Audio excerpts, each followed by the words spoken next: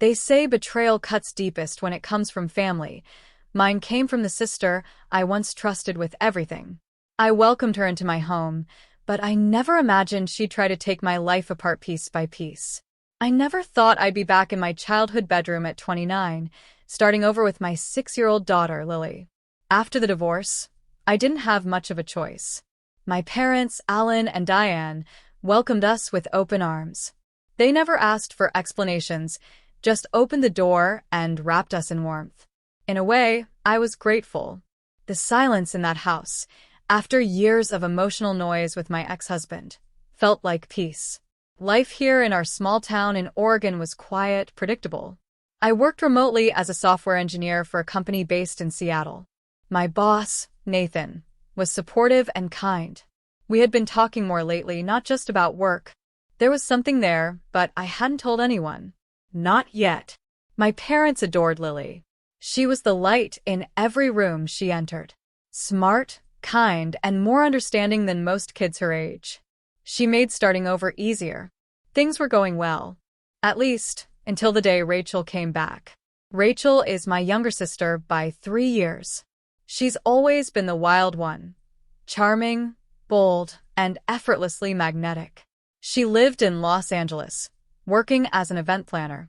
We hadn't seen each other in over a year, though we'd kept in touch. I supported her whenever I could, financially and emotionally, especially during her job loss last year. So when she called one morning and said she was feeling burnout and wanted to come home for a while, I didn't hesitate. Of course, Rach. Stay as long as you need, I told her, smiling, not realizing how much I would regret those words. Rachel arrived 2 days later with 2 oversized suitcases, flashy sunglasses, and her signature dramatic hug. You look amazing, Em. This house missed me, she said with a laugh, twirling into the living room like she owned the place. At first it felt nice. The 3 of us had dinner together like old times. Lily took to her instantly, giggling at Rachel's silly jokes and letting her braid her hair. She even started calling her Auntie Ray. It was almost comforting. But something changed, and it didn't take long. Rachel started spending a lot of time with me and Lily. Too much. She takes selfies with Lily and posts them online with captions like, "Mom, life is exhausting, but worth it." I laughed the first time, thinking it was a joke. But when she kept doing it, I got uncomfortable. "Rachel, can you stop posting pictures of Lily like she's yours?" I asked gently one afternoon. She rolled her eyes. "Oh, come on. It's just for fun. People know I'm her aunt." But that wasn't the only thing. She began dressing up more, even when we were just at home. One evening, I walked into the kitchen and found her laughing on a video call with Nathan. I stood frozen at the door. She looked up casually. "Oh, hey. Nathan was just showing me some bug fixes you did. Smart stuff, sis." I didn't say much, but something inside me started to twist. I had never told Rachel about Nathan and me. We were still figuring things out, and I wanted to keep it private. But now she was getting close to him, casually, without asking. Strange things started happening after that. My bank notified me of unusual access attempts on my savings account. At first, I thought it was a technical glitch. But then I noticed missing cash from my drawer, private documents in my desk out of place, and Lily once mentioned seeing Auntie Ray looking through Mommy's files. When I confronted Rachel, she gasped like I had slapped her. "Are you serious right now?" she said, clutching her chest. "You think I'd steal from you? You're unbelievable." "I just asked a question," I said calmly. "Things have gone missing, and I needed to ask." She didn't speak to me for 2 days after that. My parents thought I had overreacted. "Maybe she's just under pressure," Mom said quietly. "Give her some grace." I nodded, but my gut told me something wasn't right. One night, while helping Lily with her school project, I overheard Rachel talking loudly on the phone. Her voice carried through the hallway. "She thinks she's got everything figured out," she was saying. "But she doesn't even know how fragile her life is." It's almost funny. I stood there, frozen. I didn't move until the door creaked, and she noticed me standing there. Her face turned pale for just a second, then she smiled. "Oh hey, just joking with a friend," she said casually. "You good?" I nodded, but my mind was already racing. I couldn't ignore the signs anymore. The missing money, the cold attitude, the conversations with Nathan. I needed answers. I called Tyler, a coworker and good friend of mine who specialized in cybersecurity. I don't want to believe it's her, I told him quietly over the phone, but I need to know. Send me what you can, he said. I'll look into it discreetly. I didn't sleep that night. I kept hearing Rachel's voice in my head, her laughter, the strange way she had started dressing, talking, even walking like me. There was something deeper, something darker. The next morning, Rachel made pancakes and acted like nothing happened. She laughed with Lily and complimented my dress like everything was normal. But inside, everything was changing. I couldn't tell anyone yet. Not until I had proof. And part of me still didn't want to believe my own sister could be capable of hurting me like this. But the gut never lies. And mine had been screaming for weeks. I kissed Lily on the forehead that night and tucked her in tight. My heart was heavy. I had no idea just how far Rachel had already gone. And how much deeper it would get. A few days later, Tyler called me back. Emily, he said, his voice low, serious. You're not going to like this. I held my breath, holding the phone tighter. She's been accessing your bank logins using saved credentials from your browser. Someone logged into your email from a device in your house 3 nights ago while you were logged in somewhere else. I also checked the metadata on some of your private documents. Edits were made from a different IP address but from the same Wi-Fi. And get this, there were 2 attempts to reset your password last week. I sat on the edge of my bed, feeling my stomach twist. It's her, I whispered. I'm sorry, Emily. I also checked her social media. She's been posting stories from inside your room. Your makeup, your clothes, even Lily's things. She's crossing lines. I thanked him, my voice shaking. After the call, I just sat there, staring at the wall. My heart was pounding, my chest tight. I wanted to scream, but I couldn't. I didn't want to scare Lily, who was coloring quietly in the next room. That night, I went through my documents again, this time carefully. My savings records had been moved. A few account statements were gone. And my emergency credit card was missing. I had dismissed it as something I'd misplaced during the move, but now I knew better. When I asked Rachel calmly at dinner, "Have you seen my blue folder from the drawer?" she barely looked up. Nope. Why? Lost something again. Her tone was mocking. She didn't even bother to pretend anymore. I stayed quiet. My parents were chatting about local news, unaware of the storm building between their daughters. And I didn't want to ruin Lily's peaceful evening. The final push came a few days later. Nathan, my boss, called. I just wanted to check on you, he said gently. Rachel said you were taking time off for mental health? What? I blinked, confused. I never said that. He hesitated. She told me things were overwhelming, that you needed space. I was silent for a few seconds. Then I said, Nathan, I'm fine. I didn't ask for time off. Who else did she talk to? His voice was quiet. She sent a couple of emails from your account. I thought it was strange, but I didn't want to push. I'm sorry. My blood ran cold. She was trying to take my job, my relationship, my life. I hung up the call politely, but inside I was burning. Rachel had forged my signature on financial documents. Now she was impersonating me professionally, too.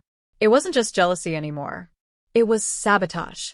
That night, I gathered everything, screenshots Tyler had sent me, emails, bank records, and Nathan's call log. I printed them all and placed them in a file. Then I called a family meeting. Mom, Dad, I need to talk to you both, I said quietly after dinner. Lily was already in bed. We sat in the living room. Rachel was in her room, probably watching one of her reality shows. I waited until I heard her door click shut. I need you to listen without interrupting, I began, holding the file in my lap. I know things have been tense between me and Rachel, but something's been happening. Something serious. I showed them the bank statements, the emails, the login records. I told them everything, piece by piece, careful not to rush.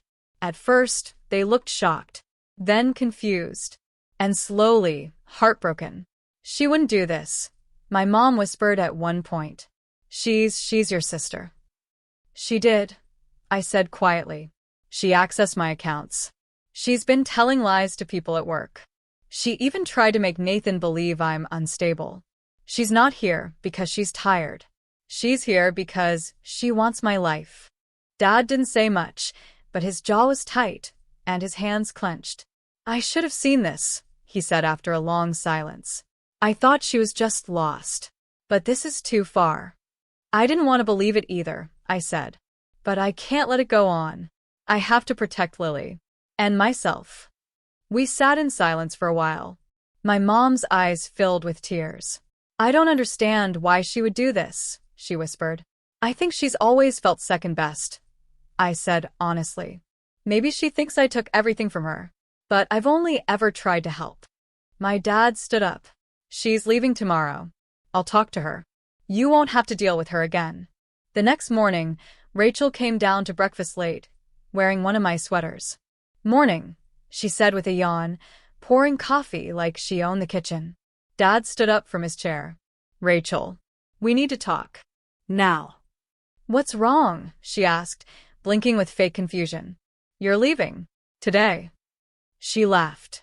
"Wait, what?" "Dad." "We know what you've been doing," he interrupted. "You lied. You stole. You tried to ruin your sister's life. You're not staying here another night." Rachel's face went pale, then red. "You're just taking her side. She's always the favorite," she shouted. Mom walked in, her face tight. Don't make this uglier than it already is." Rachel stared at me. "So this is how it ends? After everything I've done for you?" "You didn't do anything for me," I said quietly. "You took from me. Again and again." She stormed upstairs, packed in angry silence, and left within the hour. The door slammed behind her so hard it rattled the windows. After she left, the house was still. Peaceful again. But also heavy. I didn't cry. I couldn't. There was too much left to do. I had filed the police report that morning. I didn't want to, but it was the only way to protect myself legally. Days passed. The silence helped. My parents apologized again and again for doubting me, for not seeing it sooner. But I didn't blame them. "I didn't want to see it either," I said. Lily asked about Andy Ray a couple of times, but I just smiled and said she had gone back to her work. She didn't need to know the details. Not yet. One morning, I received a court date. I had filed for identity theft and fraud, and I was ready to face whatever came next. I thought it was over, that the storm had passed. But I didn't know Rachel had one more secret, and it was going to change everything again. The days leading up to the court hearing were a blur of paperwork, lawyer calls, and holding myself together for Lily. My parents were more involved than ever. Dad came with me to every legal meeting. Mom helped with Lily's school drop-offs and kept our home warm and calm, like nothing had changed. But I could feel it. We were all shaken. The night before the hearing, I barely slept. I kept thinking about Rachel. I wondered if she felt any guilt. If somewhere, deep down, she regretted what she'd done. Or maybe she believed her own version of the story, that I somehow deserved it. The courtroom was cold. Rachel showed up in a blazer that didn't belong to her. Probably borrowed. Her hair was neatly styled, her makeup just enough to seem put together. She looked calm, too calm. Like none of this mattered. She didn't look at me once. Her lawyer tried to spin the story, that Rachel had only accessed my accounts to help, that we had a misunderstanding over financial responsibility. They painted her as a struggling sister trying to survive. But the evidence said otherwise. Screenshots, login records, statements from Nathan and Tyler, the forged signature on the loan document, her social media posts. The judge barely asked her any questions, just looked at her, then looked at me. My voice shook when I gave my statement, but I didn't cry. I told the truth simply, plainly. How I'd welcomed her into my home, how I trusted her, how she had used that trust against me. I looked at the judge when I said, she didn't just take my money. She tried to erase me. After a long pause, the judge spoke. Rachel Parker, you are sentenced to 12 months of probation with mandatory counseling. You are also ordered to pay restitution for the financial loss caused. Rachel didn't flinch. Not even a blink. After court, I walked out with my parents. The air felt different. Lighter. She didn't even look sorry, Mom whispered beside me. She probably isn't, I replied. But I'm not doing this for her. I did this for Lily. For me. I thought that was the end of it. The legal side was handled. Rachel had vanished again, back to LA, I assumed. I went back to work full-time. Nathan and I took things slow, rebuilding trust. He apologized for believing her lies, and I forgave him. Not because I had to, but because I wanted peace. Lily turned 7 in the fall. We celebrated with a small party in the backyard, balloons, and her favorite chocolate cake. Life was settling again.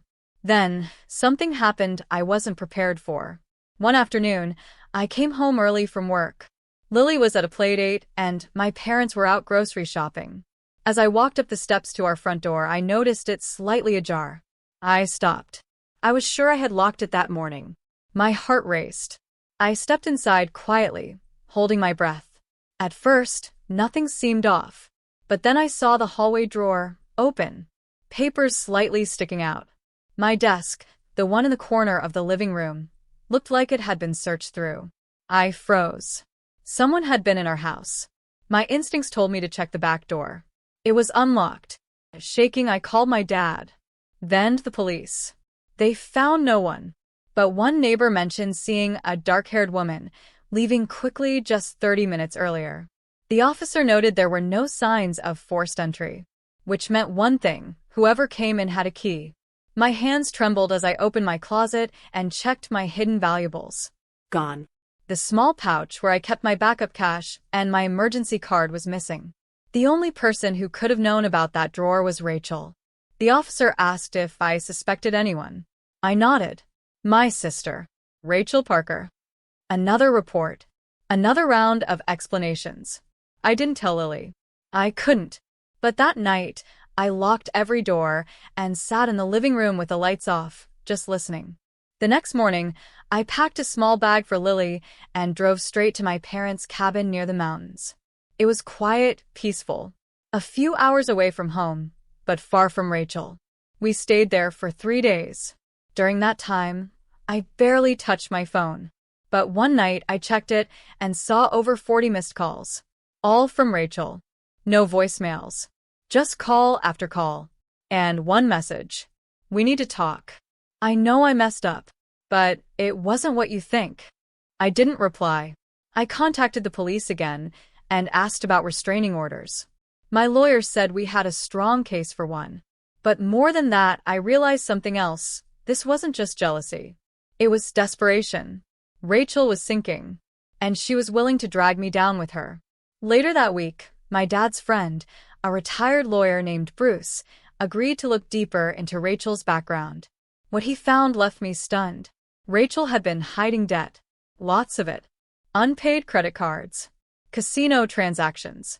Online shopping loans. And the worst, she had listed me as an emergency guarantor on a personal loan I'd never heard of. Forged again. I felt sick. How could someone go this far? She's drowning, Emily, Bruce said. And she was counting on your silence. Now that she's exposed, she's dangerous. We moved my financial assets immediately. Canceled cards. Protected Lily's savings. My parents even installed a new security system at home. But the damage was already done. Rachel didn't call again after that. She disappeared. Nathan, once distant about personal matters, became more involved, checking in, helping me keep things together. My parents stood by me, stronger than ever.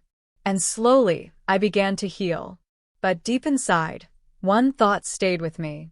If your own blood can betray you this deeply, who can you trust? Still, I knew I had to move forward. For Lily. For myself. But the scars Rachel left behind weren't going to fade so easily. And I had a feeling she wasn't finished yet. A few quiet months passed.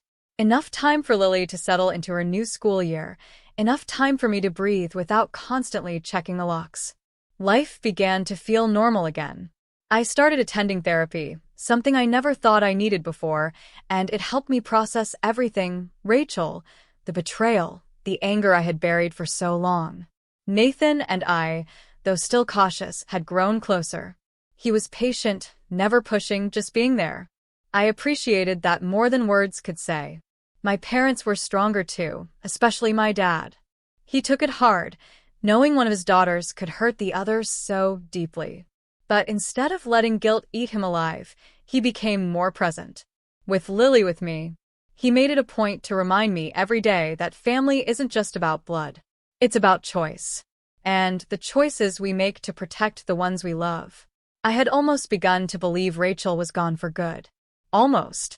Then, one Saturday morning, while I was cooking pancakes and Lily was feeding our cat, the doorbell rang. I wasn't expecting anyone. My parents were away for the weekend. Nathan was at a conference. I wiped my hands and peeked through the window. It was Rachel. I froze.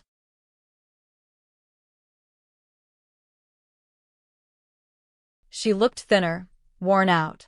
Her eyes were sunken, her hair unkempt. She wasn't dressed like herself, just jeans and a faded hoodie. No makeup, no performance. Just raw, tired Rachel. I cracked the door, barely. "What do you want?" I asked. "I just want to talk," she said softly. "Please, just for a minute. I swear I won't step inside." I looked at Lily behind me. She was watching cartoons now, humming to herself, unaware. Reluctantly, I stepped outside and shut the door behind me.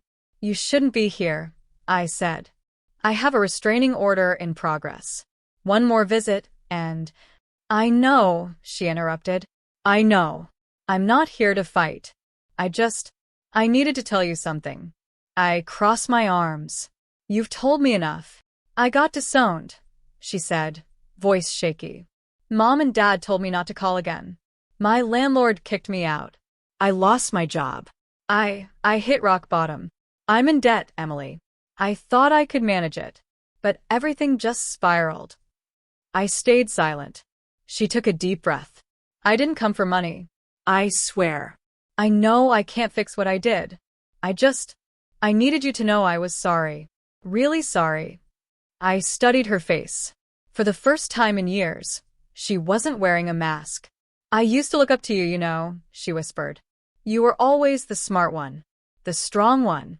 And I hated that, because it reminded me of what I wasn't. That's why I tried to take what you had. Because I didn't believe I could ever make something for myself. I didn't speak for a long time. I trusted you," I finally said. "More than anyone. I defended you when no one else would. And you used that to destroy me." She nodded. "I did. You hurt my daughter. You lied to my parents. You made me question my own sanity." "I know." The silence was heavy. Then she said something I wasn't expecting. "I'm turning myself in." I blinked. "What?" "For the forged documents. For the loan. For everything. I already spoke to a lawyer. I'll probably serve time. But it's better than running forever. I'm tired, Emily." I didn't feel happy. Or relieved. I just felt numb. "Why now?" I asked. "Because you were the only person who never gave up on me. Even when I didn't deserve it. And maybe I want to be someone Lily could forgive someday. Even if you can't." I looked at her one last time. There was no more rage inside me. No more fire. Just the dull ache of a wound long cauterized. "Goodbye, Rachel." She turned and walked away, slowly, not looking back. 2 weeks later, I received a letter in the mail. It was from Rachel. A short note, handwritten, no drama. "I'm going in next week. Please tell Lily I love her. Even if she forgets me." I never responded. Rachel was sentenced to a year in a women's correctional facility. She took the plea deal. No contest. My lawyer kept me updated, but I didn't go to the trial. I didn't want to watch her be sentenced. I had already seen enough. That winter, I launched a small nonprofit from home, Hearts Reclaimed. It was for women who had been betrayed by family, partners, people they trusted most. The response was overwhelming. Emails poured in. Stories that mirrored mine, some worse. I wasn't alone. And that somehow made it easier to keep going. One afternoon, Lily was playing in the backyard with a neighbor's puppy. She ran up to me, laughing, cheeks pink from the cold. Mom, can we get a dog too? Maybe, I smiled. But you'll have to take care of it. I will. I'll name her Waffles. Waffles. She grinned. Because she makes me happy, like breakfast. I laughed. I hadn't laughed that freely in months. Later that evening, I was tucking her in when she asked, "Will Auntie Ray ever come back?" I paused, then said gently, "She's far away right now. But she's doing what she needs to do to be better." Lily thought for a second. Okay. I hope she gets better. So pure. So forgiving. I kissed her forehead and turned off the light. As I lay in bed that night, I thought about everything. The trust broken, the pain, the survival. But mostly I thought about love. Love that protects. Love that rebuilds. Love that stays. And I realized, despite everything, I had won. Not in court, not with words, but in the quiet strength of knowing I never became like her. I chose truth. I chose peace. I chose Lily. And that choice saved me.